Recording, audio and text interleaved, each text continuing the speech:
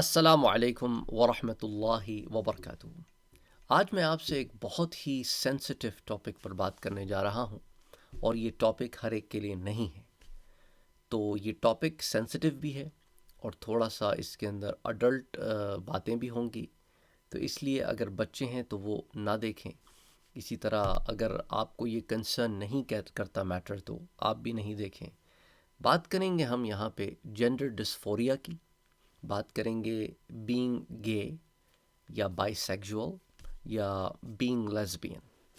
ان ان چیزوں کی بات کریں گے، اور ان جنرل قرآن کریم کی بات کریں گے، کیونکہ بات کرنے کی حاجت اس لیے پیش آ رہی ہے کہ بہت سارے میرے پاس میسیجز آئے ہیں۔ ان کو میں آپ کے ساتھ بنام تو کوئی بھی شیئر نہیں کروں گا، خلاصتاً شیئر کرتا ہوں۔ جن لوگوں نے میسیجز بھیجے ہیں وہ چینل پر ویڈیوز دیکھتے ہیں، ان تک بات پہنچ جائے گی، مقصد بھی یہی ہے۔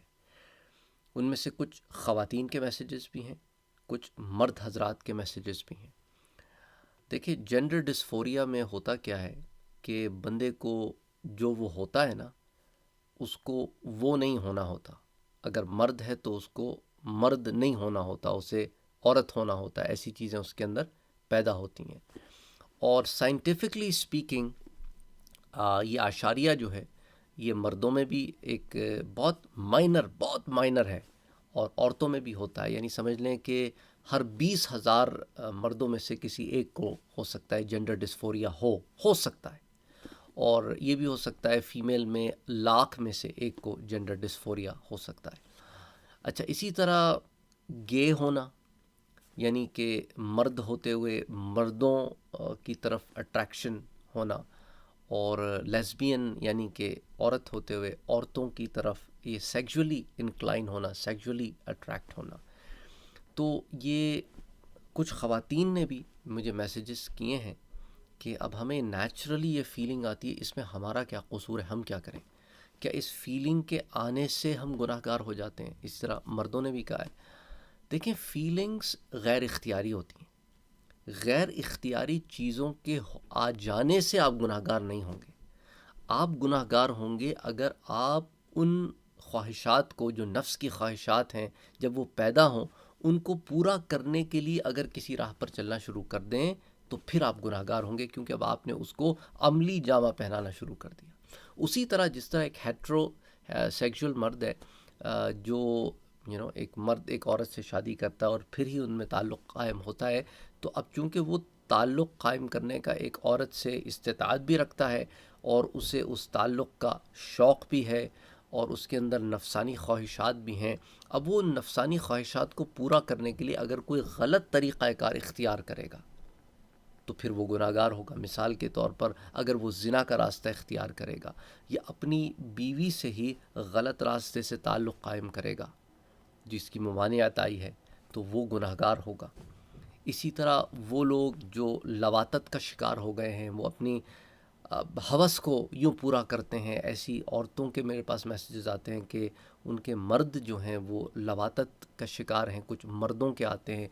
تو ہوتا کیا ہے کہ ہم نفس کی پیروی میں اتنے لگ جاتے ہیں، ہمیں لگتا ہے کہ یہ نفس کی آگ نہیں بجھائی نا تو بس میں تو رہوں گا ہی نہیں۔ قرآن کریم میں سورہ یوسف میں اللہ تعالیٰ نے ایک بڑی خوبصورت بات کی ہے۔ اس خوبصورت بات سے پہلے میں آپ کی نظر سورہ بقرہ اور اس سے پہلے سورۃ الفاتحہ کی طرف کروانا چاہتا ہوں۔ سورہ فاتحہ جب پڑھتے ہو نا آپ، الحمدللہ ثم الحمدللہ، آپ مسلمان ہو، اگر آپ میں اس قسم کی کوئی نفسانی خواہشات آتی ہیں تو آپ کو اسلام سے باہر نہیں کر دیتی۔ ایک ہو سکتا ہے کسی پرابلم کی وجہ سے آپ میں یہ چیز پیدا ہوتی ہو تو آپ کافر نہیں ہو جاتے۔ آپ اس وقت تک کسی گناہ کبیرہ میں نہیں ملوث ہوتے جب تک آپ وہ عمل نہیں کر لیتے۔ خواہشات کے آنے سے گناہ کبیرہ نہیں ہو جاتا۔ تو دیکھو، سورہ فاتحہ آپ پڑھتے ہو، ماشاءاللہ، سبحان اللہ، الحمدللہ، اور نماز کی پابندی کرتے ہو، I'm pretty sure کرتے ہو گے، نہیں کرتے ہو تو کیا کرو۔ اس میں دعا مانگتے ہیں ہم اللہ سے۔ کیا دعا مانگتے ہیں؟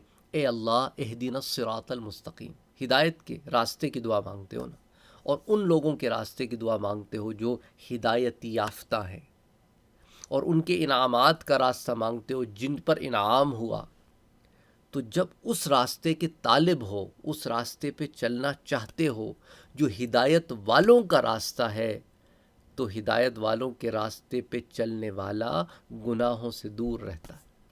جب پتہ چل گیا کہ لواطت بھی گناہ ہے، ہم جنس پرستی بھی گناہ ہے، اور گناہوں پر قابو کرنے کا بڑا اجر و ثواب ہے کہ میرے رب نے فرمایا ہے وَتَوَاصَوْا بِالْحَقِّ وَتَوَاصَوْا بِالصَّبْرِ، اور میرے رب نے فرمایا ہے کہ ان اللہ مع الصابرین، اللہ صبر کرنے والوں کے ساتھ ہے۔ حق پر جمے رہنے اور صبر کے ساتھ جمے رہنے کی تلقین بھی فرمائی ہے، اور یہ بھی فرمایا ہے کہ انسان خسارے میں ہے سوائے ان لوگوں کے جو ایمان لائے اور پھر نیک عمل کیے، الا الذین آمنوا وعملوا الصالحات، پھر کہیں کہا کہ فلہم اجر غیر ممنون، ہے ان کے لیے کبھی نہ ختم ہونے والا اجر ہے۔ تو ان تمام باتوں کو جب آپ سامنے رکھتے ہیں اور پھر سورہ بقرہ کے پہلے پنے پر، پہلے صفحے پر آتے ہیں، تو رب فرماتا ہے میرے بندوں، مجھ سے مانگنے والوں، میرے منگتو سنو، الف لام میم ذالک الکتاب لا ریب فیہ ھدی للمتقین، کہ یہ جو کتاب میں نے تمہیں دی ہے نا، اس میں شک کوئی نہیں ہے، ہدایت ہے کس کے لیے؟ جو تقوی اختیار کرتا ہے، جو پرہیزگاری کا راستہ اختیار کرتا ہے۔ تو پرہیزگاری کا مطلب کیا ہے؟ گناہوں سے بچنا، اور گناہوں سے بچنا اگر اتنا آسان ہوتا، میرے پاس لوگ میسیجز کرتے ہیں کوئی آسان سا طریقہ بتا دیں جس سے گناہوں سے بچ جاؤں، یہ میرے گناہوں کی فہرست ہے۔ گناہوں سے بچنا اگر اتنا چٹکی بجا کے کام ہوتا تو اجر اتنا عظیم نہ ہوتا۔ رب تعالیٰ جانتا ہے کہ گناہوں سے بچنے کے لیے میرے بندوں نے محنت بڑی کرنی ہے، کیونکہ سورہ یوسف کی اس آیت کی طرف آتا ہوں، آیت نمبر 53 سورہ یوسف میں، پارہ نمبر 13 میں اللہ تعالیٰ فرماتا ہے، بالکل پہلی آیت ہے 13ویں پارے کی، وَمَا أُبَرِّئُ نَفْسِي، میں یہ نہیں کہتا کہ میں نفس سے بری ہوں، ان النفس لأمارۃ بالسوء، یہ جو نفس امارہ ہے یہ تو ابھارتا ہے بندے کو کہ گناہ کا طریقہ اختیار کرو، برائی کا طریقہ اختیار کرو، ہے ابھارتا ہے نا نفس، لیکن تم نے نفس کی نہیں سننی، تو کیا فرمایا؟ الا ما رحم ربی، یہ نفس ابھارتا ہے گناہ کی طرف، لیکن جس پر میرا رب رحم کرتا ہے اسے میرا رب بچا لیتا ہے۔ تو رب سے رحم مانگو، اور اس سے رحم مانگو، اس سے تقوی مانگو، اور تقوی کا راستہ اختیار کرو، اس کی رحمت میں آ جاؤ، متقی پرہیزگار بن جاؤ، گناہوں سے دور رہو، گناہوں سے دور رہو، پرہیزگاری کا راستہ اختیار کرو، گناہ قریب آنے لگیں تو گناہوں کو رب کی محبت کے ذریعے پچھاڑ کر پھینک دو، کیونکہ اللہ تعالیٰ فرماتا ہے کہ وہ لوگ جو ایمان والے ہیں نا، وہ اپنے رب سے اشد حب للہ، شدید محبت کرتے ہیں، اور جس سے شدید محبت ہو جائے اس کا کہا ٹالا نہیں جاتا، اس کا کہا ٹالا نہیں جاتا۔ دنیا میں بھی کسی سے شدید محبت ہو جائے نا، ہم تو انسانوں سے محبت کر بیٹھتے ہیں، وہ کہہ دے کہ یہ کام کرنا ہے تو کرنا ہے، نہیں کرنا تو نہیں کرنا ہے، ماں کہہ دے تو ماں کی خاطر بندہ کہتا ہے یار ماں نے کہا ہے، میں نے یہ کام کرنا ہی نہیں ہے، اس کا دل کیسے دکھا دوں، اس نے مجھے اس دنیا میں اتنی محنت سے لائی ہے، پال پوس کے بڑا کیا ہے، میرے باپ نے کہا ہے، اس کا کہا کیسے ٹال دوں، جو اپنے دن بھر کی محنت اپنے آپ کو بھول کے میرے لیے کیا کرتا تھا، اپنے نفس کو مار کے میری خواہشات کو پورا کیا کرتا تھا، اپنی ضروریات کو سائیڈ پہ رکھ کر میری خواہشات کو پورا کیا کرتا تھا، اس باپ کے لیے میں نہ اس نے کہہ دیا تو کہہ دیا۔ بیوی سے محبت ہو جائے، بیوی کو شوہر سے محبت، تو محبت کا معاملہ ایسے ہوتا ہے کہ اس میں انسان پھر کر گزرتا ہے اس کی محبت میں، اور جو ایمان والے ہیں ان کو سب سے زیادہ محبت اپنے رب سے ہوتی ہے، اور انسانوں میں سب سے زیادہ محبت رب کے حبیب سے ہوتی ہے۔ تو جب اللہ اور اس کے حبیب نے ایک کام سے منع کر دیا تو بندہ رک گیا، اور جب کہا کہ کرو تو کر لیا ہے۔ اس لیے اللہ نے کیا کہا کہ میرے حبیب جس کام کا کہیں کہ کرو تو کرو، میرے حبیب کا کہنا بھی تو میرے حکم سے ہے نا، رب کہتا ہے، وہ تو وحی جو آتی ہے وہی بیان کرتے ہیں، اپنے تئیں سے کچھ نہیں بیان کرتے۔ تو اس لیے جب وہ کہیں کہ یہ لے لو تو لے لیا کرو، اور جب کہیں کہ یہ نہ لو تو نہ لیا کرو۔ ما ينطق عن الهوى ان هو الا وحی یوحی، وہ اپنے کہنے سے کچھ نہیں کہتے، وہ جو کہتے ہیں میرے بندوں، میرا حبیب میرے کہنے سے کہتا ہے۔ اس لیے جب میں تم سے کبھی بات کرتا ہوں تو کہتا ہوں اپنے حبیب سے کہ میرے حبیب تم انہیں کہہ دو قل هو اللہ احد، تم انہیں کہہ دو قل یا ایھا الکافرون، تم انہیں کہہ دو قل اعوذ برب الفلق، تم انہیں کہہ دو قل اعوذ برب الناس۔ تم انہیں کہہ دو کہ اے اللہ کے بندو ہیں، تم کہہ دو میرے حبیب. تو کیا کہا کہ دیکھو جس پر رب رحم کرتا ہے اسے بچا لیتا ہے. اور یاد رکھو ان ربی غفور الرحیم، کہ بے شک میرا پروردگار بخشنے والا بھی ہے اور مہربان بھی ہے. اور جو مہربان ہے نا، جو رحم کرنے والا ہے، جو اس کے در پہ آتا ہے اسے خالی نہیں لوٹاتا. تو آپ نے کیا کرنا ہے؟ آپ نے گناہوں سے بچنا ہے، آپ نے اپنے آپ کو گناہوں سے بچانا ہے، سچائی کا راستہ اختیار کرنا ہے. کہ جو سچائی کا راستہ اختیار کرتے ہیں وہ کامیاب ہو جاتے ہیں. وہی تو تقوی اور متقی اور پرہیزگار ہے نا، کہ تقوی اور پرہیزگاری والا آدمی جھوٹا نہیں ہو سکتا. اس لیے کیا فرمایا میرے پیارے حبیب صلی اللہ علیہ وآلہ وسلم نے، اسے حضرت عبداللہ ابن مسعود روایت کرتے ہیں کہ حضور اکرم صلی اللہ علیہ وآلہ وسلم نے فرمایا، صحابی کہتے ہیں کہ حضور نے فرمایا کہ ان الصدق یہدی الی البر وان البر یہدی الی الجنہ، کہ سچ ہمیشہ نیکی کی راہ دکھاتا ہے اور نیکی جنت کی راہ دکھاتی ہے.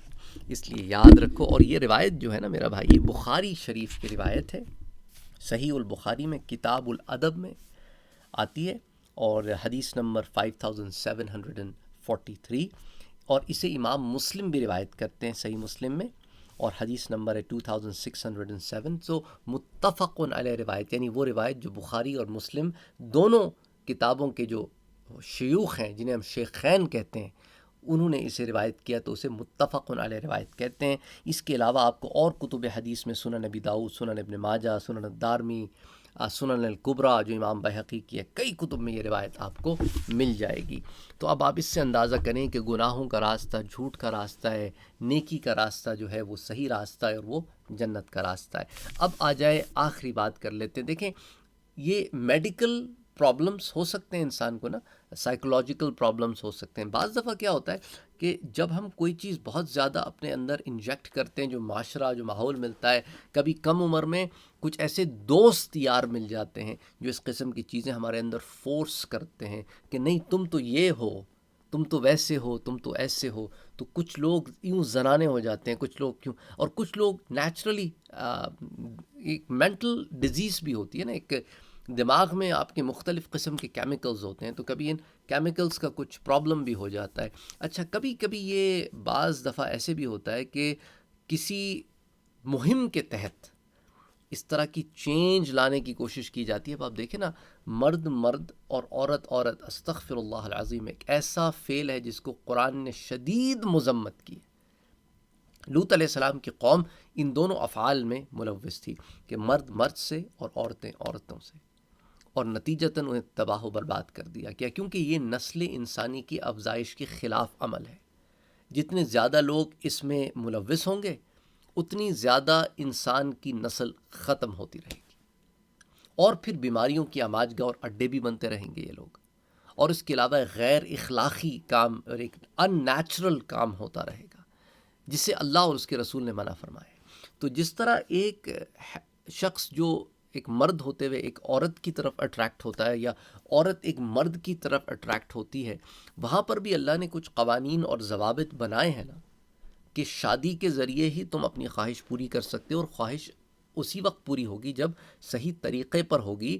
اور اس کے اندر بھی اصول رکھے کہ ایک مسلمان عورت کسی کافر سے شادی نہیں کر سکتی، کسی مشرک سے شادی نہیں کر سکتی. اسی طرح مسلمان مرد کسی کافر و مشرک سے شادی نہیں کر سکتا. اور اس کے اندر شادی کے بندھن میں اللہ تعالیٰ نے ان دونوں کو باندھا، اور پھر یہ بھی کہا کہ اس کے علاوہ کہیں منہ ماری کرو گے تو زنا ہوگا اور پکڑ ہوگی. نفس کی خواہش کے پیچھے نہ چلنا. بہت سارے لوگ ہوتے ہیں شادی کرنے کے بعد، اسپیشلی مرد حضرات، نفس پہ قابو نہیں رکھ پاتے. یہ نہیں ہوتا 40-50 سال کے ہو گئے تو نفس ٹھیک ہو گئے. 70 سال کے زانی بھی دیکھے ہیں لوگوں نے، 80 سال کے بھی دیکھے ہیں. تو یہ تو ہوس ہے نا اندر کی. تو ہوس کا ایک ہی علاج ہے تقوی اور پرہیزگاری، عمر کی قید نہیں ہے. تو اب انسان جس طرح ان کے لیے، ان میں بھی بہت سارے مرد ہیں جو مجھے اپروچ کرتے ہیں کہ بھائی ہماری عمر ہو گئی، ہم نے کبھی شادی نہیں کی، انہوں نے عمر ہو گئی ہے ان کی، یا وسائل نہیں تھے، یا معاملات ایسے تھے. ایسا نہیں کہ انہیں عورتوں کی خواہش نہیں تھی، لیکن ان میں سے کچھ سے گناہ بھی ہو گئے. اور کچھ نے اپنے آپ کو بچا کے رکھا۔ تو یہی ہے کہ بچا کے رکھنا ہے تو پھر اللہ نے راستہ بھی بتا دیا، روزے کا راستہ اختیار کرو کہ روزے رکھو۔ روزے سے نفس دبتا ہے، کیونکہ سارا وقت دیکھیں نا، یہ جب ہم پیٹ بھرتے ہیں اپنا تو اس سے ہم اپنی حیوانیت کو طاقت دیتے ہیں۔ جب حیوانیت کمزور ہو جاتی ہے تو شہوت ماند پڑ جاتی ہے۔ اس لیے بزرگان دین جب تربیت کرتے تھے تو اس تربیت میں کھانے کے اوپر خاص دھیان دیتے تھے کہ کھانا کیا کھاتے ہو، کیونکہ جو کھاتے ہو اس کا نفس پہ بڑا اثر پڑتا ہے۔ گوشت پوشت کی چیزیں زیادہ کھاتے ہو تو پھر نفس پر اس کا ویسی اثر پڑتا ہے، اور اس کے علاوہ اگر خوراک بہت زیادہ لیتے ہو تو بھی نفسانی خواہشات بہت ابھرتی ہیں۔ تو خوراک ایسی لو کہ تم کنٹرول رہو اور نفس کنٹرول رہے، اور جب کبھی نفس زیادہ جوش میں آئے اور حلال طریقہ نہ موجود ہو تو حرام طریقے سے بچنے کے لیے کیا کرو؟ تقوی کا راستہ اختیار کرو، کہ یاد رکھو کہ ایک دن میں نے اپنے رب کے حضور کھڑے ہونا ہے۔ من خاف مقام ربی، جو اپنے رب کے آگے کھڑے ہونے سے ڈرا، اس کے لیے کیا ہے؟ اس کے لیے 2 جنتیں ہیں۔ تو سوچو، وہاں 2 جنتوں کا سودا ہے، اور یہاں 5-10 منٹ کا مزہ ہے۔ تو 5-10 منٹ کا مزہ چاہیے یا 2 جنتیں چاہیے؟ فیصلہ آپ کے ہاتھ میں ہے۔ اور کسی کے اندر کوئی پرابلم ہوگی نا، فزیکل، ایموشنل، مینٹل، جنت میں نہیں ہے یہ مسائل، یہ صرف دنیا تک مسائل ہیں، دنیا کی زندگی تک یہ مسائل ہیں بس۔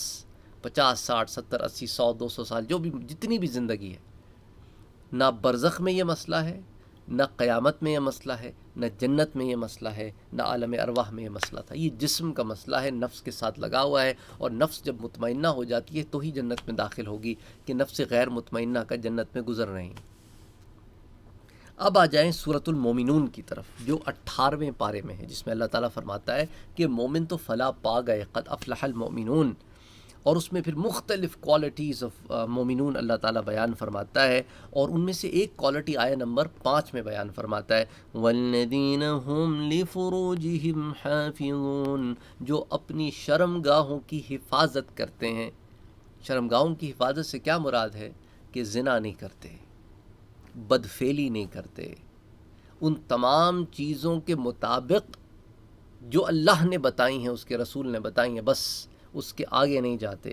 اور اسی طرح آیہ نمبر 6 میں فرماتا ہے إِلَّا عَلَىٰ أَزْوَاجِهِمْ أَوْ مَا مَلَكَتْ أَيْمَانُهُمْ فَإِنَّهُمْ غَيْرُ مَلُومِينَ، ہاں مگر اپنی بیویوں یا لونڈیوں سے جو ان کی ملک میں ہوتی ہیں، ان سے مباشرت کرتے ہیں تو اس کی تو رب نے اجازت دی ہے۔ فَمَنِ ابْتَغَىٰ وَرَاءَ ذَلِكَ فَأُولَٰئِكَ هُمُ الْعَادُونَ، اور جو اس کے سوا کسی اور چیز کا طلبگار ہوگا، یعنی اللہ نے اس چیز کی تو اجازت دی ہے، جس کی اجازت دی وہ بتا دیا، اس کے علاوہ کسی اور چیز کی طلب کرے گا، طالب ہوگا اور اس کی ہوس کے لیے اس کے پیچھے چل پڑے گا، تو پھر ہوگا کیا؟ اور جو ان کے سوا اس کسی اور شے کا طلبگار ہوگا تو فَأُولَٰئِكَ هُمُ الْعَادُونَ، تو یہ ان حدوں سے نکلنے والے ہیں جو اللہ نے مقرر کی ہیں۔ تو یاد رکھو، جو اللہ کی حدود کو توڑ دیتا ہے وہ کیا ہوگا؟ پھر وہ متقی اور پرہیزگار تو ہوگا نہیں۔ تو اللہ تعالیٰ نے 9 آیات میں سورۃ المومنین کے کچھ چیزیں ہمیں بتائی ہیں، وہ پھر کبھی آپ سے ڈسکس کروں گا، لیکن اس میں جو 10ویں آیت ہے اس میں فرمایا، اس میں سے آپ دیکھیں نا 2-3 آیتیں تو اسی سے متعلق ہے، آپسی تعلقات سے متعلق ہے۔ اس میں کیا فرمایا؟ اولئک هم الوارثون، جو اپنے رب کے بتائے ہوئے اصولوں کے مطابق زندگی گزارتے ہیں تو یہی تو لوگ ہیں جو میراث حاصل کرنے والے ہیں۔ کون سی میراث؟ الذین یرثون الفردوس، یہی تو ہیں جو بہشت کی میراث، جنت کی میراث حاصل کریں گے۔ ہم فیہا خالدون، اور اس میں ہمیشہ ہمیشہ رہیں گے۔ تو یاد رکھو کہ فیصلہ آپ کے ہاتھ میں ہے، عمل آپ کے ہاتھ میں ہے، آپ نے اپنی زندگی کیسے گزارنی ہے یہ آپ کے ہاتھ میں ہے۔ اچھا، اب اس کے اندر ایک آخری بات کر لوں کہ کچھ مرد حضرات نے کہا کہ بھائی چونکہ اب ہمیں عورتوں کی حاجت اور خواہش تو ہوتی نہیں، ہم تو اپنے نفس کو دوسری طرف خواہش سے روکے رکھیں، تو ایسے معاملے میں اگر ہم شادی نہ کریں تو یہ بیٹر نہیں ہے؟ جی بالکل، شادی نہ کریں تو بیٹر ہے، کیونکہ آپ ایک لڑکی کو اپنے گھر لے کے آئیں اور اس کے آپ حق بھی ادا نہ کر سکیں، اور وہ بھی تڑپتی رہے کہ یہ کیا معاملہ ہے، پھر خلا ہو طلاق ہو اس کا بھی گھر برباد، وہ ساری ٹینشن. تو ایسے شخص شادی نہ کریں تو بیٹر ہے، جس سے لوگوں کی زندگیاں بچ جائیں. تو اسی لیے ان چیزوں کو بھی خاطر میں لانا چاہیے کہ انسان جو ہے وہ کسی کی حق تلفی نہ کرے. کیونکہ ایسے کیسز بھی میرے پاس آئے ہیں کہ خواتین نے کہا ہماری شادی ہو گئی لیکن وہ تو آگے مرد ہی نہیں. تو انا للہ و انا الیہ راجعون. اسی طرح لواطت کے شکار لوگ، ان کی بیویوں کے میسیجز بھی آئے ہیں کہ اسے تو کچھ اور ہی خواہش ہے، استغفر اللہ العظیم. وہ بیوی سے بھی غلط راستے سے خواہش پوری کرنا چاہتا ہے، اور اس کے علاوہ باہر بھی غلط راستوں سے خواہش پوری کرتا ہے. اللہ سے توبہ استغفار کرو. اس نفس کو تربیت کی ضرورت ہوتی ہے. دیکھو نا، علماء کرام نے، صوفیاء کرام نے، آپ کا ٹائم تھوڑا زیادہ لے رہا ہوں معذرت کے ساتھ، لیکن مقصد سمجھانا ہے. کیونکہ بعض لوگ کہتے ہیں جی اتنا لمبا درس ہو گیا ہے، تو سمجھانا مقصد ہے کہ دیکھو صوفیاء کرام جو ہے یہ کتے کی مثال کیوں دیتے ہیں نفس کی. اس کی وجہ ہے کہ نفس کتے کی طرح یوں ہوتا ہے کہ اگر یہ سدھایا ہوا نہ ہو نا، ٹرینڈ نہ ہو، تو بھونکتا رہتا ہے، کاٹتا رہتا ہے، ہر کوئی اس سے ڈرتا ہے. یہی حالت ہوتی ہے نا ان غنڈے بدماشوں کی، جن کے ہاتھوں سے کسی کا مال، کسی کی عزت محفوظ نہیں رہتی. وہ جہاں مرضی کرتے ہیں منہ مار لیتے ہیں. لیکن اگر یہی نفس سدھایا ہوا ہو، کتا ٹرینڈ ہو، تو لوگ بے فکر ہو کے چلتے رہتے. انہیں پتہ ہے کاٹے گا نہیں، بھونکے گا بھی نہیں، نہ ڈرول کرے گا نہ چاٹے گا. تو جو ایمان والا اپنے نفس کو بالکل سدھا کے رکھتا ہے، روحانیت کے اندر رکھتا ہے، اس سے پھر لوگ فیض لینے آتے ہیں. اور جو بالکل خونخوار درندے کی طرح ہوتا ہے اس سے لوگ دور بھاگتے ہیں. تو at the end of the day فیصلہ آپ کے ہاتھ میں ہے، کیونکہ ہر آدمی نے اپنے عمل کا جواب دینا ہے، اپنے عمل کا حساب دینا ہے. اللہ سے میری یہی دعا ہے کہ اللہ تعالی ہمارے گناہوں کو معاف کرے. ہم گناہ گار ہیں، خطا کار ہیں. اللہ ہمیں بخش دے، اللہ ہمیں معاف فرمائے. دیکھیں، گناہ ہم میں سے کس نے نہیں کیے؟ سب نے کیے، میں نے بھی کیے. میں تو آپ لوگوں سے اکثر کہتا ہوں کہ اللہ کا بڑا کرم ہے، اللہ کا بڑا احسان ہے کہ اللہ نے اس کام میں لگا دیا. شاید اس طرح ہی مغفرت بخشش ہو جائے، ورنہ حال بہت برا ہے. آپ سب لوگ بہت اچھے لوگ ہو، بہت نیک لوگ ہو، بہت اچھے لوگ ہو. میں گناہ گار گندا آدمی ہوں، غلیظ آدمی ہوں. اللہ سے میری یہی دعا ہے کہ اللہ مجھے معاف کرے، اللہ میرے نفس کو پاک کرے اور نفس کی کبر سے اور موٹائی سے بچائے. یہ اعمال کو برباد کر دیتا ہے. توبہ استغفار سے متعلق ایک دو باتیں عرض کروں گا، پھر آج کے درس کا اختتام کریں گے. حضرت انس بن مالک رضی اللہ تعالی عنہ حضور اکرم صلی اللہ علیہ وآلہ وسلم سے روایت لاتے ہیں کہ حضور نے فرمایا، حضرت انس سے مروی ہے کہ حضور نے فرمایا کہ ہر انسان خطا کار ہے. کل ابن آدم خطاء وخیر الخطائین التوابون. اور ان خطا کاروں میں اچھا وہی ہے جس میں ندامت ہو کہ میں نے گناہ کیا ہے اور پھر توبہ کر لے. وخیر الخطائین التوابون. تو اسی طرح، اور یہ روایت جو ہے اسے امام ترمذی لاتے ہیں، ابن ماجہ لاتے ہیں، امام احمد لاتے ہیں کہ کل ابن آدم، ہر آدم کی اولاد میں سے، آف کورس اللہ، سوائے ان لوگوں جنہیں اللہ نے اپنے لیے خاص کر لیا ہے، خالص کر لیا ہے، اللہ کے انبیاء اور رسول جو ہیں. ورنہ تو ہم سب خطا کے پتلے ہیں. انبیاء اور رسولوں کے علاوہ جو دیگر بشر ہیں، ہر کسی سے خطا ہو سکتی ہے. اس لیے اللہ نے توبہ کے دروازے کو کھلا رکھا ہے اور کہا کہ وہ خیر الخطائین التوابون، کہ خطا کرنے والوں میں بہتر وہ ہیں جو توبہ کرتے ہیں. یعنی اصل میں وہی کامیاب ہونے والے ہیں. اور امام ترمذی نے اور امام ابن ماجہ نے اور امام احمد نے اسے روایت کی، اور امام حاکم نے کہا ہے کہ ھذا حدیث صحیح الاسناد، اور امام ترمذی سے حدیث 2499 کے تحت لاتے ہیں. اسی طرح حضور اکرم صلی اللہ علیہ وآلہ وسلم نے فرمایا کہ گناہ سے سچی توبہ کرنے والا ایسا ہے کہ کمن لا ذنب لہ، کہ گویا اس شخص نے گناہ کیا ہی نہیں. یعنی جب اللہ تعالیٰ سے سچی توبہ کر لے تو اللہ تعالیٰ اس گناہ کو مٹا دیتا ہے، کوئی ریکارڈ ہی نہیں رکھتا اس کا. تو بس لوگ یہ بھی ڈرتے ہیں اب ہمارے گناہ اگر عیاں ہو گئے قیامت کے دن، کتاب کھل گئی، جب اللہ سے سچی توبہ کر دی اور اس نے مٹا دیا تو فرشتوں کو بھلا دیا، کتاب میں وہ ہے ہی نہیں، وہ تمہارے اور تمہارے رب کے درمیان کی بات ہے، اس ستار نے پردہ پوشی کر دی تمہارے گناہ کی۔ اس روایت کو ابن ماجہ نے روایت کیا سنن میں، کتاب الزہد میں، حدیث نمبر 4250۔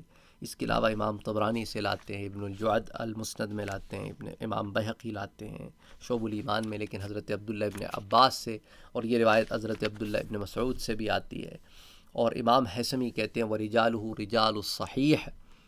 تو بہرحال اور بہت ساری روایتیں ہیں اس سے متعلق، لیکن آج ان دو پر ہی اکتفا کرتے ہیں۔